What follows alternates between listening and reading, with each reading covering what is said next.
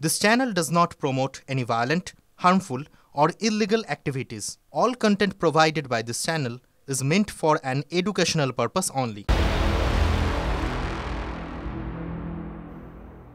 দেখুন, আন্তর্জাতিক চাপ তো তৈরি হচ্ছে, বাইরে তো বটো, এবার ঘরেও সমালোচনার মুখে পড়ছে বাংলাদেশের সরকার। কিন্তু তাতে কি? সংখ্যালঘু থেকে শুরু করে বিরোধী শিবিরের ওপর মৌলবাদীদের হামলা চলছেই। আর ইউনূসের সরকার তারা যেন ঠুটো জগন্নাথের মতন বসে রয়েছে। রক্তের স্বাদ পেয়ে গেছে কট্টরপন্থীরা। তা না হলে বাড়িতে ঢুকে মহিলাদের খুন করার সাহস পায় কোথা থেকে মৌলবাদীরা? চলছে হিন্দু নিধন যজ্ঞ। বাংলাদেশে হিংসার আগুন নিভছে না, বরং পদ্মাপাড়ে দিকে দিকে মার খাচ্ছে সংখ্যালঘুরা। এবার আওয়ামী লীগের নেতার বাড়িতে আগুন দিয়ে পুড়িয়ে মারা হলো 2 মহিলাকে। রবিবার লন্ডনে আওয়ামী লীগের সমাবেশে ভার্চুয়াল বক্তৃতায় তত্ত্বাবধায়ক ইউনূস সরকারের তুলোধনা করেন প্রাক্তন প্রধানমন্ত্রী শেখ হাসিনা। মাস্টারমাইন্ড খুনি ইউনূস সাহেব এটাই প্রমাণ করেছে যে এরা সব অপরাধী, এই সমস্ত অপরাধ তারা করেছে। একই সাথে মিছিল করেছে, ক্লোজ রেঞ্জে গুলি করা হয়েছে, মানুষ মারা হয়েছে। হাসিনার বার্তা পাওয়ার পরপরই আওয়ামী লীগের নেতার বাড়িতে হামলা। মৌলভীবাজারে আওয়ামী লীগের যুব সংগঠন যুবলীগের জেলা সহ সভাপতি শেখ রুমেল আহমেদের বাড়িতে আগুন ধরিয়ে দেওয়া হয়।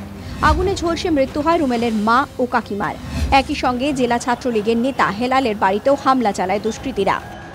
ওপারে চরম অরাজকতা। শুধু বিরোধী শিবিরের রাজনৈতিক নেতারাই নন, আম জনতা, হিন্দু, সংখ্যালঘুরা মৌলবাদীদের হাতে আক্রান্ত।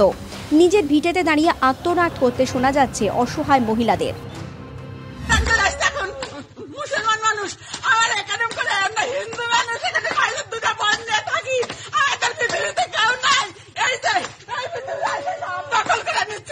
কতটা ভয়ঙ্কর পদ্মাপাড়ের অবস্থা? পেট্রাপোল সীমান্তে পৌঁছে হাড় হিম করা সেই অভিজ্ঞতার কথা শুনিয়েছেন বাংলাদেশি দম্পতি। আমরা নিজেদের স্বাধীনতাভাবে থাকতে পারছি না, আমরা ভয় পাচ্ছি, একটা কথা বলতে পারছি না। স্বাধীনভাবে তো থাকা সম্ভব না, এখানে তো ধরেন মানে কিছুটা কোণঠাসা হয়ে থাকতে হয়।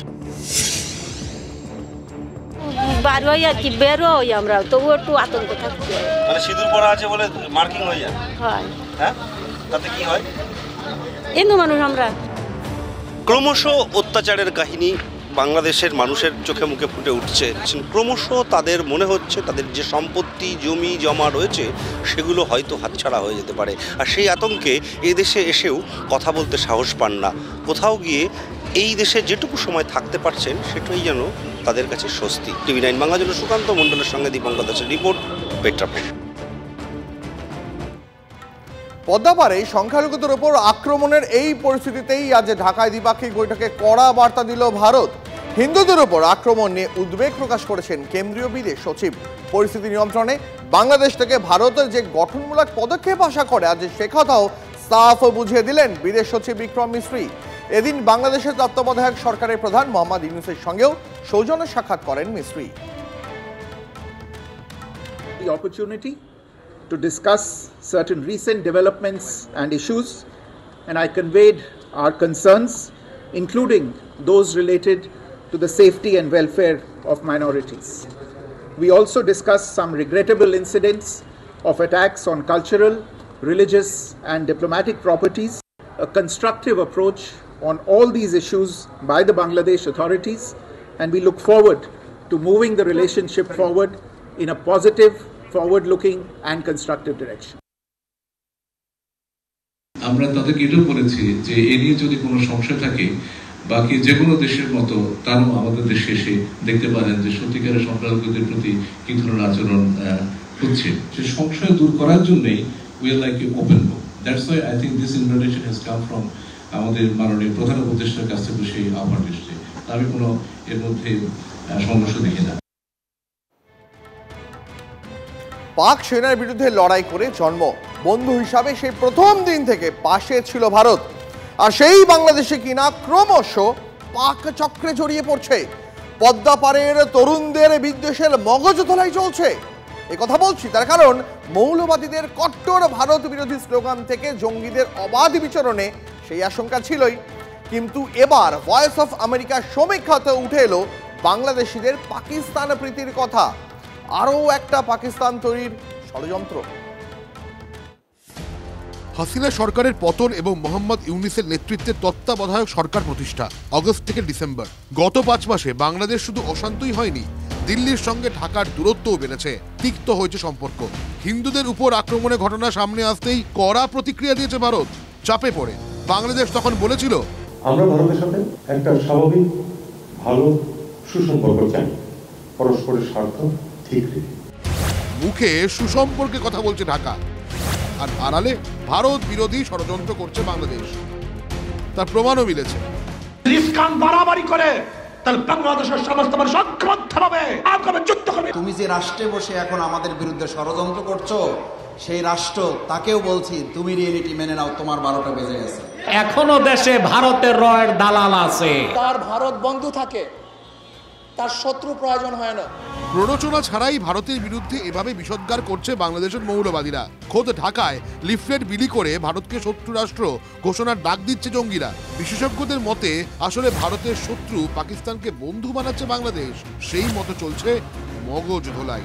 তার প্রমাণ মিলেছে মার্কিন যুক্তরাষ্ট্রের সংস্থা ভয়েস অফ আমেরিকার সমীক্ষায়। পদ্মাপাড়ের বাসিন্দাদের উপর চালানো তাদের সমীক্ষায় উঠে এসেছে বাংলাদেশিদের বড় অংশের পছন্দের দেশ পাকিস্তান। 18 থেকে 34 বছর বয়সীদের 62% বেশি পাকিস্তানকে পছন্দ করছেন। ভারতকে পছন্দ করেন বাংলাদেশের তরুণ প্রজন্মের 47%। অথচ বাংলাদেশে 35 বছরের বেশি বয়সীদের মতামত অনেক ক্ষেত্রেই উল্টো। বাংলাদেশে 35 বছরের বেশি বয়সীদের প্রায় 60% ভারতকে পছন্দ করেন। পুরুষদের তুলনায় মহিলাদের বড় অংশের পছন্দের দেশই ভারত। বিশেষজ্ঞদের মতে বয়স্কদের অনেকেই গণহত্যার দিনগুলো সাক্ষী, তাই স্বাভাবিকভাবেই বন্ধু ভারতের দিকে তাদের চোখ বেশি। কিন্তু প্রশ্ন হলো, বাংলাদেশের তরুণ প্রজন্মের মধ্যে কেন এত পাকিস্তান প্রীতি? বিশেষজ্ঞদের মতে বাংলাদেশে মৌলবাদীরা ক্রমশ প্রভাব বিস্তার করছে।